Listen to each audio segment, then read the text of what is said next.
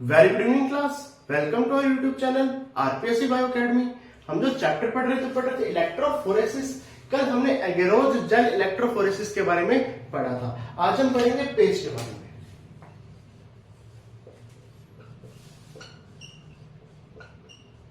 अगर पेज की डिस्कवरी की बात की जाए, पेज की खोज किसने की थी? तो पेज की खोज की थी विंट्रॉप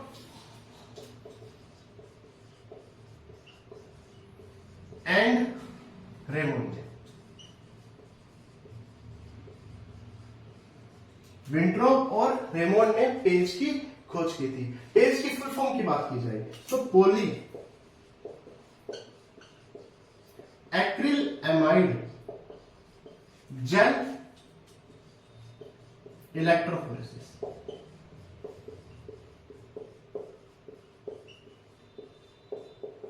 पोली एक्रिल एमाइड जेल इलेक्ट्रोफोरेसिस, ये पेज की फुल फॉर्म होगी। ठीक है, अगर पेज की बात की जाए तो ये 4 टाइप का है, जिसमें पहला है SDS page,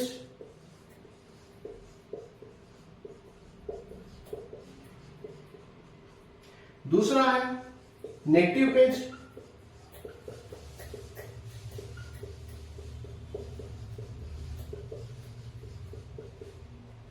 SDS page, negative page, 2D page और आइसोइलेक्ट्रिक पेज।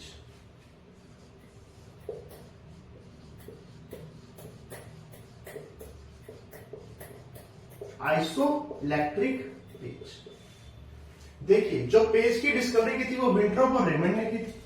ठीक है, पोली एक्रिल एमाइड जेल इलेक्ट्रोफोरेसिस, वहां पे एगेरोज जेल काम में लेते थे तो एगेरोज जेल इलेक्ट्रोफोरेसिस। यहां पे पोली एक्रिल एमाइड काम में ले रहे हैं तो पोली एक्रिल एमाइड जेल इलेक्ट्रोफोरेसिस, जो कि 4 प्रकार का है। SDS page, negative page, 2D page और आइसोइलेक्ट्रिक पेज। सबसे पहले पढ़ेंगे एसडीएस पेज के बारे में।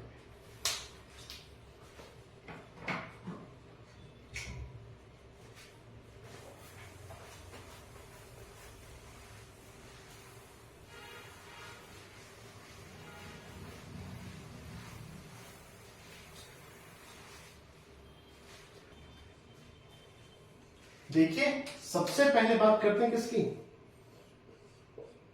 SDS page. सबसे पहले एसडीएस पेज की बात करते हैं। ठीक है, एसडीएस पेज की बात की जाए तो सबसे पहले पोली एक्रिल एमाइड जेल इलेक्ट्रोफोरेसिस में पोली एक्रिल एमाइड जेल बनाएंगे। क्या बनाएंगे? पोली एक्रिल एमाइड जेल। सबसे पहले चाहिए एक्रिल एमाइड,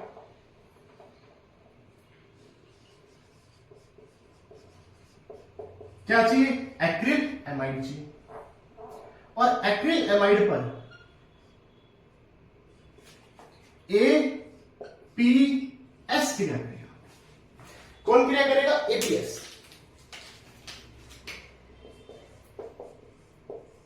अमोनियम पर सल्फेट। सबसे पहले अमोनियम पर सल्फेट क्रिया करेगा। ठीक है, कौन क्रिया करेगा? अमोनियम पर सल्फेट। ये रिएक्शन का इनिशिएटर है। रिएक्शन का क्या है? इनिशिएटर। रिएक्शन को इनिशिएट करेगा और क्या काम करेगा? एक तो रिएक्शन को इनिशिएट कर रहा है और फ्री रेडिकल का फॉर्मेशन करेगा।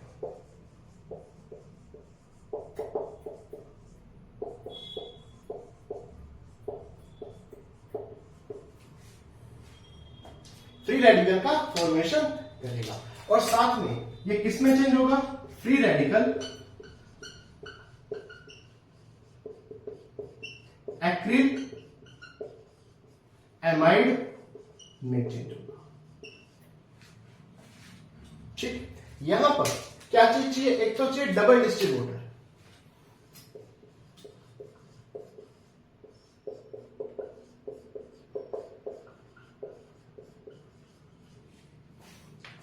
ठीक है, एक बफर चाहिए।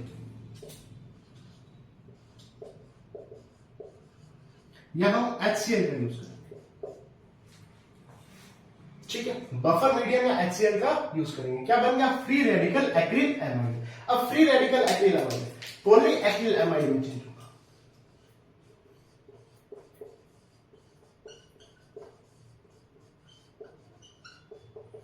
किसमें चेंज होगा? पॉली एक्रिल एमाइड में चेंज होगा। साथ में हमें क्या इसमें यूज होगा? एक तो होगा टैंड, एक bis acryl amide.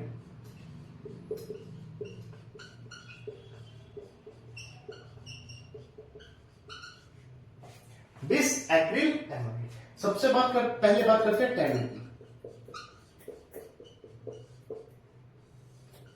Tetra methylene ethylene, tetra methylene ethylene diamine, tetra methylene ethylene diamine. ठीक है, क्या आ गया? टैंड आ गया। ये टैंड क्या करेगा? पहली बात, ये पॉलीमराइजेशन करेगा।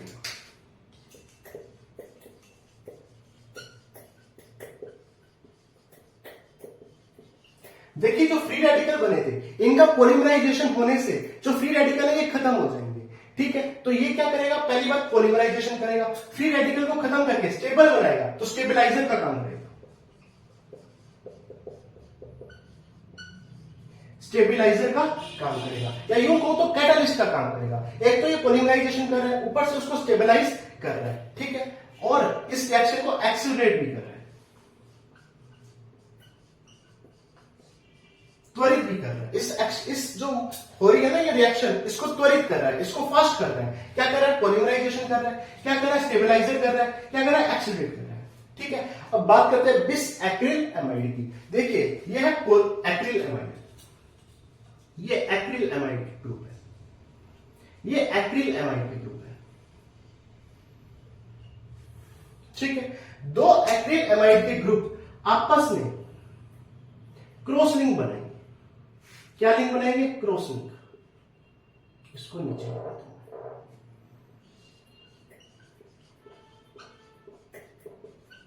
क्रॉस लिंक बनाएंगे।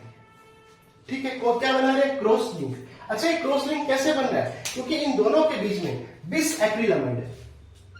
दो मॉलिक्यूल किसके हैं? बिस एक्रिल एमाइड के।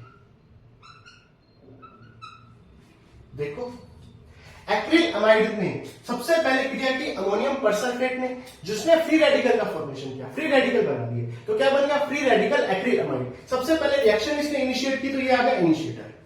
ठीक है, यहां पे डबल डिस्टिल वाटर चाहिए, बफर चाहिए। बफर क्यों? ताकि मीडियम की पीएच चेंज ना हो, और बफर के लिए HCl का यूज किया करेगा।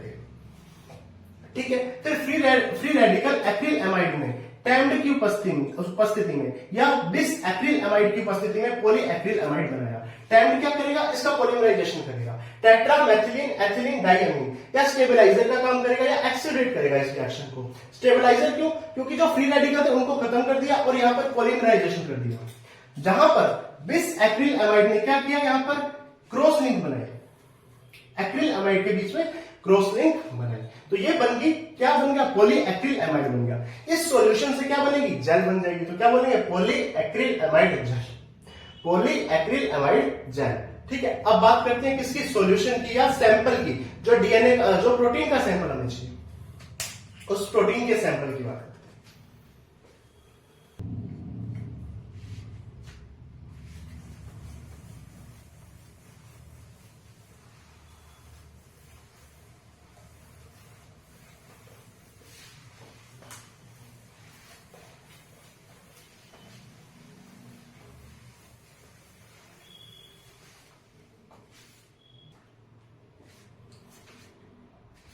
देखिए, एसडीएस पेज में अब हमें चाहिए सैंपल, यानी सैंपल कैसे तैयार करेंगे। अच्छा, एसडीएस पेज ज्यादातर प्रोटीन के लिए किया जाता है।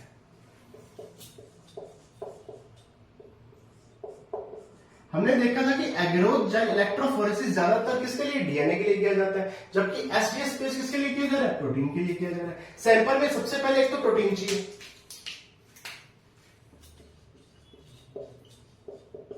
एक डबल डिस्टिल वाटर चाहिए,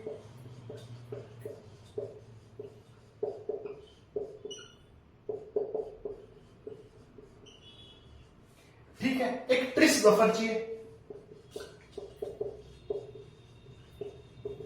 और ट्रिस बफर के रूप में ट्रिस HCl ले रही है। ठीक है, और क्या चाहिए, ग्लिसरॉल चाहिए, ग्लाइसिन चाहिए, ग्लाइसिन एमिनो एसिड, ठीक है, बीएमई चाहिए, बीटा मार्केप्टो एथेनॉल,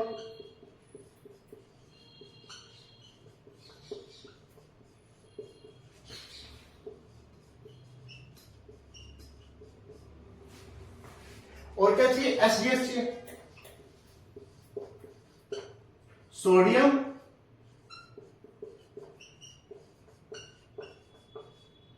डुडेसिल सल्फेट,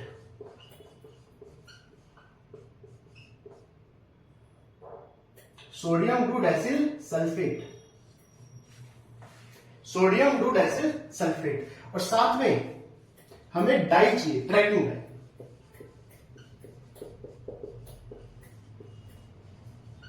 देखिए, सैंपल के रूप में हमें एक तो प्रोटीन चाहिए, एक वाटर चाहिए, डबल डिस्टिल वाटर चाहिए, एक ट्रिस बफर एचसीएल या ट्रिस बफर चाहिए या ट्रिस एचसीएल चाहिए, ग्लिसरॉल चाहिए, ग्लाइसिन अमीनो एसिड चाहिए, बीटा मार्केप्टो एथेनॉल चाहिए, और सोडियम डुडेसिल सल्फेट चाहिए, सोडियम डुडेसिल सल्फेट चाहिए, सोडियम डुडेसिल सल्फेट चाहिए, और ट्रैकिंग डाई चाहिए। अब हम एक एक के बारे में बात करते हैं कि इनकी रिक्वायरमेंट है क्यों, हम क्यों सैंपल में प्रोटीन के साथ ये सारी चीजें डालें।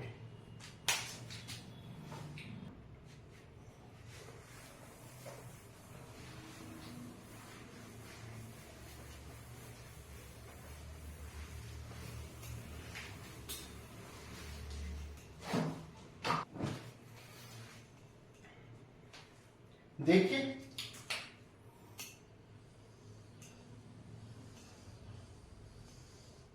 मान लीजिए ये प्रोटीन का मॉलिक्यूल है और इस प्रोटीन के मॉलिक्यूल में ये डबल सल्फाइड बॉन्ड है।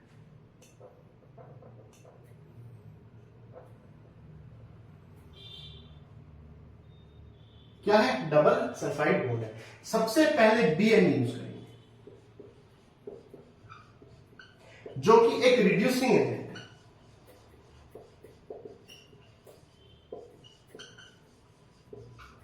क्या है, रिड्यूसिंग एजेंट है। कौन सा एजेंट है, रिड्यूसिंग एजेंट है। क्या यूज करेंगे, बीटा मार्केप्टो एथेनॉल यूज करेंगे, जो कि कैसा है, रिड्यूसिंग एजेंट है। ये क्या करेगा, डाइसल्फाइड बॉन्ड को ब्रेक कर देगा, डाइसल्फाइड बॉन्ड को ब्रेक कर देगा। मान लीजिए डाइसल्फाइड बॉन्ड ब्रेक हो गया,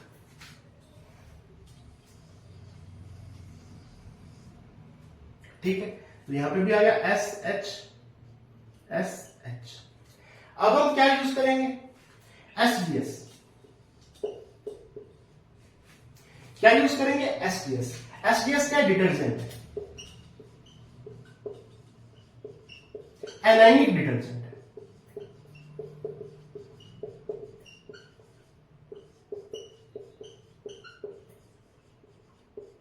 एनाइनिक डिटर्जेंट है। एक तो ये प्रोटीन को इस तरह से बना देगा, ऊपर से एनाइनिक डिटर्जेंट है तो एनाइनिक यानी नेगेटिव चार्ज दे देगा और यूनिफॉर्म रूप से नेगेटिव चार्ज देगा, इस तरह से नेगेटिव चार्ज दे देगा।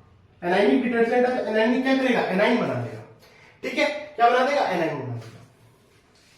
और क्या काम करेगा, फोल्डिंग नहीं होने देगा, वापस फोल्डिंग नहीं। तो बीएमई यानी रिड्यूसिंग एजेंट और एनाइनिक डिटर्जेंट में सबसे पहले किसका यूज किया जाता है, बीएमई का, फिर एसडीएस का।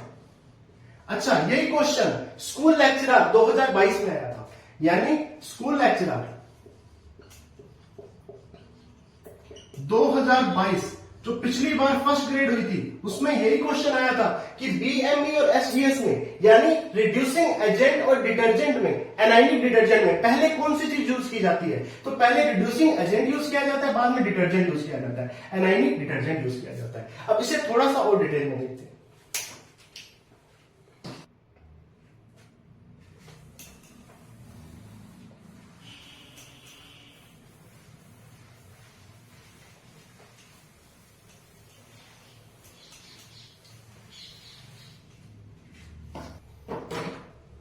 देखिए, सबसे पहले बात की जाए किसकी, बीटा मरकप्टो एथेनॉल।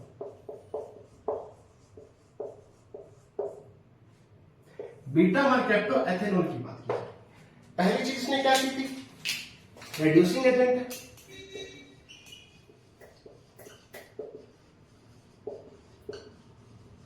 कैसा एजेंट है, रिड्यूसिंग एजेंट है। दूसरी चीज ये क्या कर रहा है, डाइसल्फाइड बॉन्ड को ब्रेक कर रहा है।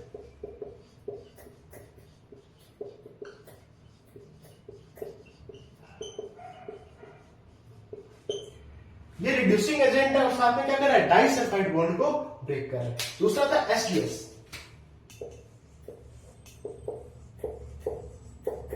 Sodium dodecyl sulphate, sodium dodecyl sulphate. इसकी बात की जाए, पहली बात ये एनाइनिक डिटर्जेंट है, पहली बात ये डिटर्जेंट है, एनाइनिक है, एनाइनिक एजेंट है, यानी नेगेटिव चार्ज देते हैं, प्रोटीन को यूनिफॉर्म नेगेटिव चार्ज देता है।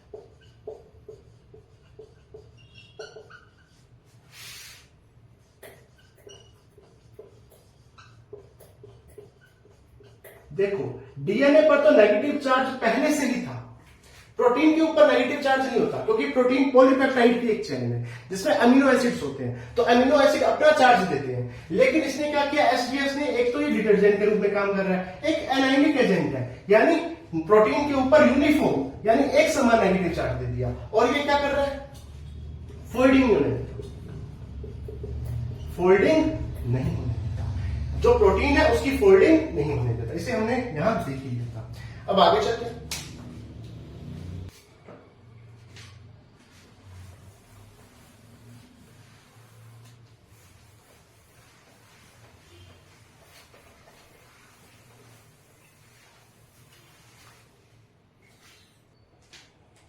इसके बाद बात करते हैं ग्लाइसिन की।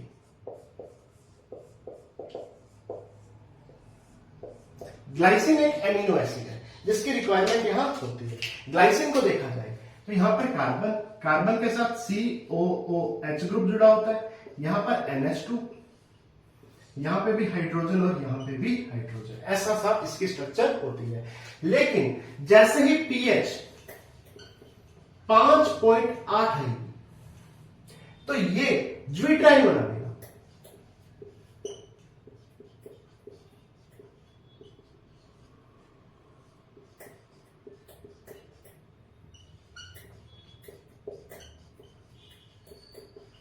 ज्विटर आयन बना देगा। क्या बना देगा, ज्विटर आयन बना देगा।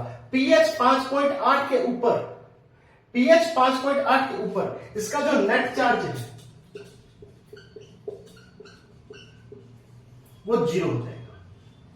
यानी 5.8 एक ऐसी pH है जहां पर नेगेटिव, जहां पर इसका जो नेट चार्ज है वो 0 है। क्यों, क्योंकि एक नेगेटिव है एक पॉजिटिव है। लेकिन जैसे ही pH को बढ़ाएंगे या pH को कम करेंगे, pH को बढ़ाएं या pH को कम करें, इसका जो चार्ज है वो चेंज होगा। केवल 5.8 pH पर ही ये ज्विट्राइन बना रहा है जहां पर नेट चार्ज 0 है, जहां पर नेट चार्ज क्या है, 0 है। अगर आप pH को बढ़ा दो या pH को कम कर दो तो चार्ज चेंज हो जाएगा। अगर pH को कम कर दिया तो यह प्रोटोनेटेड हो जाएगा और पॉजिटिव चार्ज आ जाएगा, और pH को बढ़ा दिया तो नॉन प्रोटोनेटेड हो जाएगा।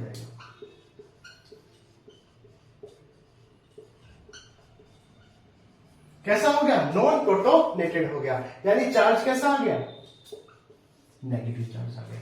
यानी केवल 5.8 pH पर ही नेट चार्ज इसका 0 होता है। ठीक है, एक आता है आइसोइलेक्ट्रिक पॉइंट।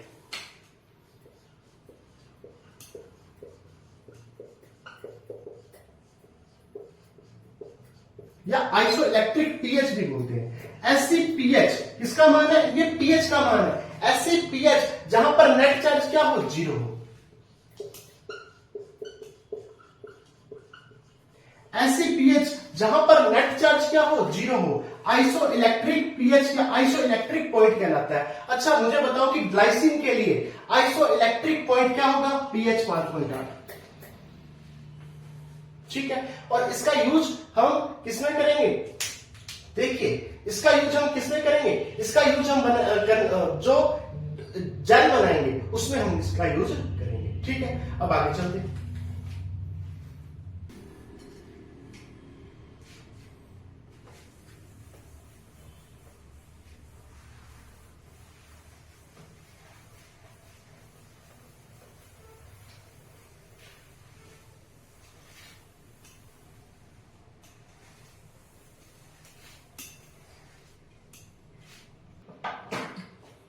देखिए अगर मैं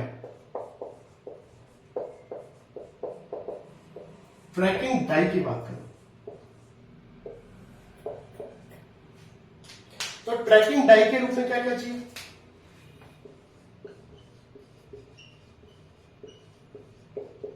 कोमेसी,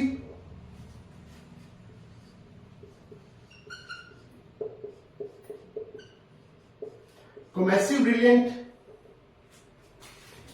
दूसरी सिल्वर स्टेन,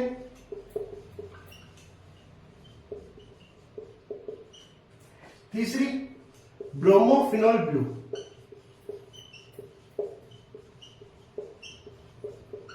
ब्रोमोफिनोल ब्लू जी।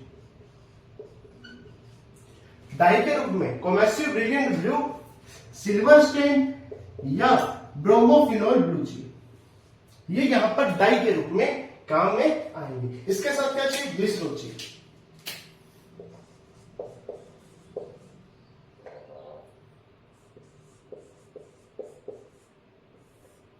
ग्लिसरॉल क्या करेगा, विस्कोसिटी प्रोवाइड करेगा।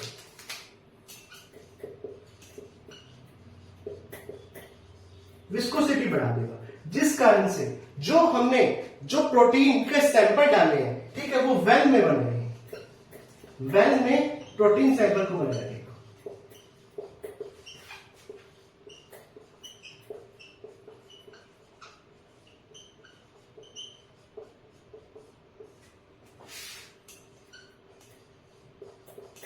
देखो एक तो डाई के रूप में कोमेसिव ब्रिलियंट ब्लू का यूज कर सकते हैं, सिल्वर स्टेन का यूज कर सकते हैं, ब्रोमोफिनोल ब्लू का यूज कर सकते हैं। ग्लिसरॉल क्या करेगा, विस्कोसिटी बढ़ाएगा या वेल में प्रोटीन सैंपल को बनाए रखेगा। ठीक है, अब आगे चलते हैं।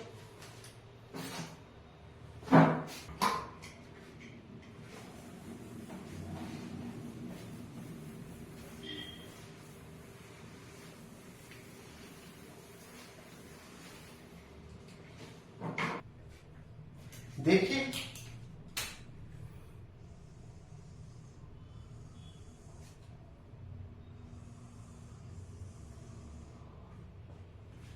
यह है इलेक्ट्रोफोरेटिक जो मशीन है, इलेक्ट्रोफोरेटिक इक्विपमेंट बोल सकते हो। यहां पर दो प्रकार की जेल यूज में आती है, एक होती है स्टैकिंग जेल,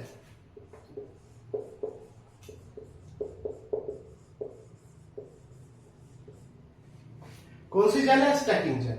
दूसरी है रिजोल्विंग,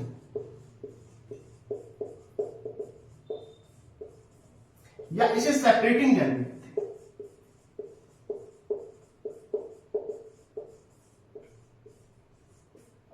रिजोल्विंग जेल या सेपरेटिंग जेल भी कहते हैं। अगर स्टैकिंग जेल की बात की जाए तो यहां पर 0.5 m HCl यूज किया जाता है और यहां पर 0.5 m HCl यूज किया जाता है, जबकि रिजोल्विंग जेल या सेपरेटिंग जेल पर 1.5 m HCl यूज किया जाता है। ठीक है, यहां पर एक्रिल एमाइड,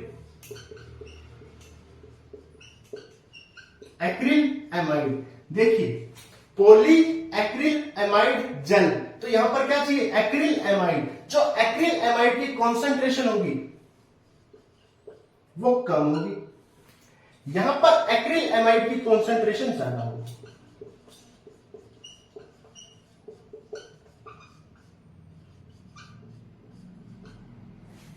एक्रिल एमाइड की कॉन्सेंट्रेशन यहां पर या सेपरेटिंग जेल में या रिजोल्विंग जेल में ज्यादा होगी। दोनों जेल को बनाने का तरीका तो एक ही है, लेकिन यहां पर एक्रिल एमाइड की कॉन्सेंट्रेशन कम है, यहां पर एक्रिल एमाइड की कॉन्सेंट्रेशन ज्यादा है। हम जानते हैं कि जब जेल की कॉन्सेंट्रेशन ज्यादा होती है, जब जेल की कॉन्सेंट्रेशन ज्यादा होती है तो पोर, जो मैट्रिक्स पोर है, वो स्मॉल साइज के बनते हैं। ये पढ़ा था हमने। किस साइज के बनते हैं सर? स्मॉल साइज के बनते हैं। तो इलेक्ट्रोफोरेसिस अच्छा होता है।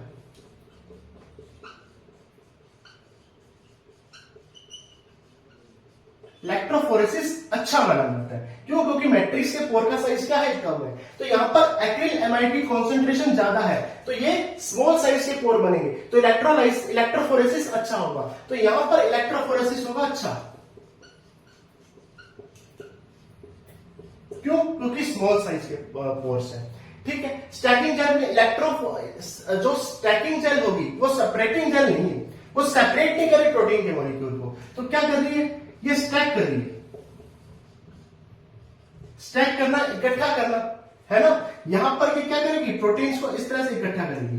चाहे कोई प्रोटीन स्मॉल चेन का है, चाहे कोई प्रोटीन लार्ज चेन का है, इनको यहां इकट्ठा करेगी। कौन करेगी? स्टैकिंग जेल करेगी। कौन सी जेल करेगी? स्टैकिंग जेल करेगी। इन्हें क्या करेगी? इकट्ठा करेगी। ठीक है, यानी इन्हें स्टैक करने का काम करेगी। ठीक है। तो स्टैकिंग जेल का काम क्या है? स्टैक करना। यहां पर क्या करना? इकट्ठा करना। जबकि रिजोल्विंग जेल या सेपरेटिंग जेल का काम क्या है? इलेक्ट्रोफोरेसिस करना। यहां पर जो पीएच होगी 5.8 होगी और यहां पर जो पीएच होगी वो 8.8 होगी। पीएच में डिफरेंस रहेगा। स्टैकिंग जेल की पीएच कितनी? 5.8। रिजोल्विंग जेल की पीएच कितनी? 8.8। ठीक है। अब आगे चलते हैं।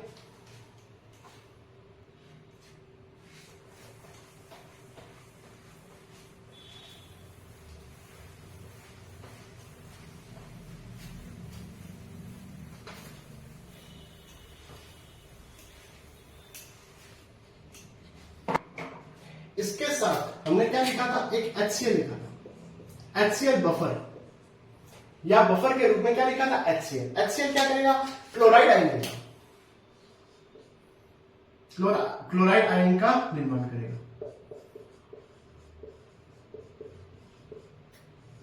और ग्लाइसिन अमीनो एसिड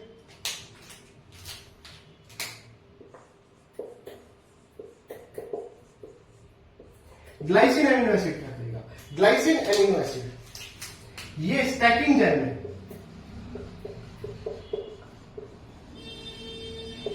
प्रोटीन को बनाए रखेगा।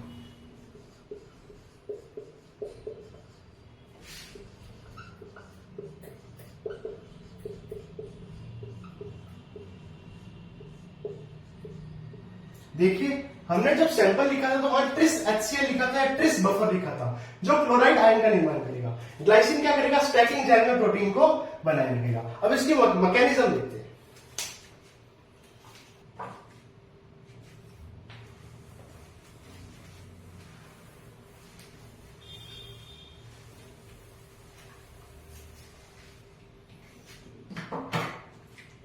अगर इसकी मैकेनिज्म को देखा जाए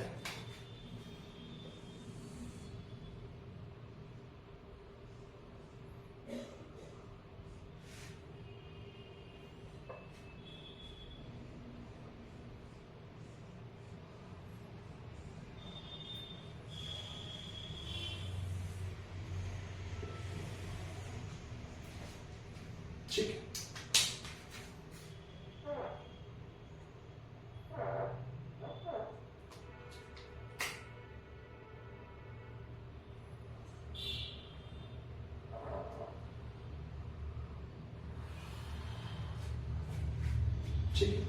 यहां पर हमने सैंपल डाला और यहां पर दो प्रकार के जेल थी। एक तो थी स्टैकिंग जेल,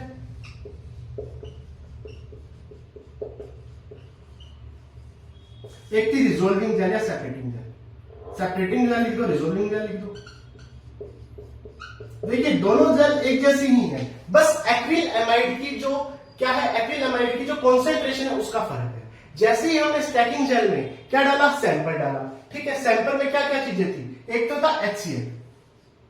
HCl ने Cl दे दिया। एक था ग्लाइसिन,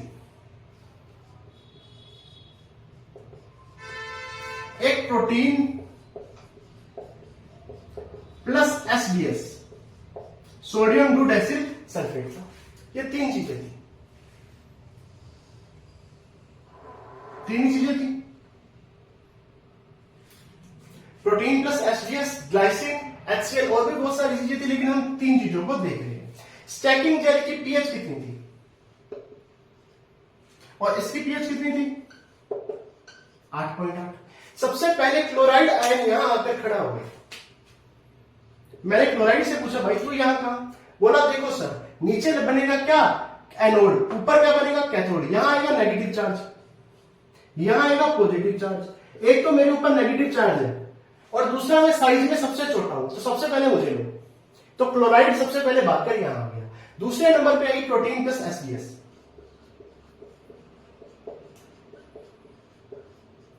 और तीसरे नंबर पे खड़ा था ग्लाइसिन। मैं जी से शो कर रहा हूं ग्लाइसिन। मैंने ग्लाइसिन से पूछा, भाई तो आगे आ जा। बोला नहीं सर, मैं पीछे ही ठीक हूं। मैंने कहा क्यों, आगे क्यों नहीं आ रहा? बोला देखो सर, आपने बात की थी 5.8 पर, तो मैं न्यूट्रल रहता हूं। इसकी पीएच है 6.8, तो मैं हल्का सा ही नेगेटिव हूं, मैं ज्यादा नेगेटिव नहीं हूं, इसीलिए मैं आगे नहीं आ सकता। कि मेरी जो पीएच है वो 5.8 पे, तो मैं न्यूट्रल रहता हूं। आपने अभी बात की है, लेकिन यहां तो पीएच 6.8 है, तो मैं आगे कैसे आ जाऊं? मेरे ऊपर नेगेटिव चार्ज तो है, क्योंकि जैसे पीएच बढ़ेगी नेगेटिव चार्ज आएगा, लेकिन नेगेटिव चार्ज बहुत कम है, तो मैं पीछे ही थी। ठीक है, तो क्या चीज बन गई? सबसे आगे क्लोराइड आए, फिर प्रोटीन प्लस एसजीएस, फिर ग्लाइसिन। अच्छा, तो ग्लाइसिन का क्या काम हुआ? प्रोटीन प्लस एसजीएस को स्टैकिंग जेल में बनाया। अच्छा, स्टैकिंग जेल काम क्या कर रही है? सबको स्टैक कर रही है, सबको इकट्ठा कर रही है, यानी ये सबको अलाइन कर रही है या टुगेदर ला रही है, सबको अलाइन कर रही है, सबको इकट्ठा कर रही है, सबको साथ साथ लेके आ रही है। देख लो, ठीक है। वहां मैं ज्यादा बता नहीं पाया था, क्योंकि जब मैंने ये समझाना था, यहां मैंने बता दिया इसको कि ग्लाइसिन क्या काम, स्टैकिंग जेल क्या काम करती है। और यहां पर ग्लाइसिन क्या करेगा? इसको ऐसे पिच के बीच में आ गया ना प्रोटीन प्लस एसडीएस, अपने को तो प्रोटीन की चाहिए, बीच में आ गया ना प्रोटीन प्लस एसडीएस। जैसे ही हमने यहां पर करंट लगाया, ऊपर क्या बनेगा? कैथोड, नेगेटिव है तो, और नीचे एनोड। जैसे ही कराया तो ये भागेंगे नीचे की तरफ, क्यों? नीचे पॉजिटिव है, इन सब में नेगेटिव चार्ज है, सब नीचे भागेंगे। सबसे पहले क्लोराइड भागेगा। मैंने क्लोराइड से पूछा, भाई तू क्यों आया? बोला सर साइज छोटा है, इसीलिए भाग के मैं सबसे नीचे आ गया। फिर आएगा ग्लाइसिन।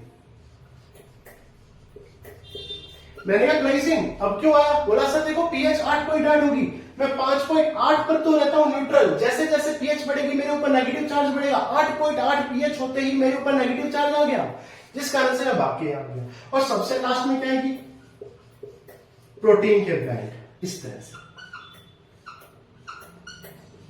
और प्रोटीन के बैंड को हम इल्यूट कर लेंगे, प्रोटीन के बैंड को हम काटकर बाहर निकाल लेंगे। देखिए, जब इलेक्ट्रोफोरेसिस शुरू नहीं हुआ था, इलेक्ट्रिक फील्ड नहीं लगाया गया था, तो सबसे बाहर क्या था? ग्लाइसिन था, फिर प्रोटीन प्लस एसटीएस थी, फिर क्या थे? क्लोराइड आयन थे। लेकिन जैसे ही इलेक्ट्रिक फील्ड लगा दिया, सबसे पीछे प्रोटीन, उससे आगे ग्लाइसिन, और सबसे आगे कौन रहा? क्लोराइड आयन रहा। तो ये हुई पूरी मैकेनिज्म। जैसे यहां पर इस प्रकार से बनेंगे, हम जानते हैं कि इस तरफ क्या हुआ, इस तरफ प्रोटीन मार्कर होंगे, प्रोटीन मार्कर लेटर होंगे, प्रोटीन लेटर बोल दो या प्रोटीन मार्कर बोल दो, मार्कर बोल दो, जिनसे कंपैरिजन करके हम प्रोटीन के बारे में बता सकेंगे, जिनसे कंपैरिजन करके हम बता सकेंगे। जैसे यहां पर कितने डाल्टन की है? 100 डाल्टन की है, इस तरह से ऊपर लगे होंगे, जैसे यहां 1000 डाल्टन की है, उससे कंपैरिजन करके वो प्रोटीन का मॉलिक्यूल हम काट के अलग कर लेंगे। इसलिए यहां पर किसको अलग किया जाता है? प्रोटीन को अलग किया जाता है। अब आगे चलते हैं।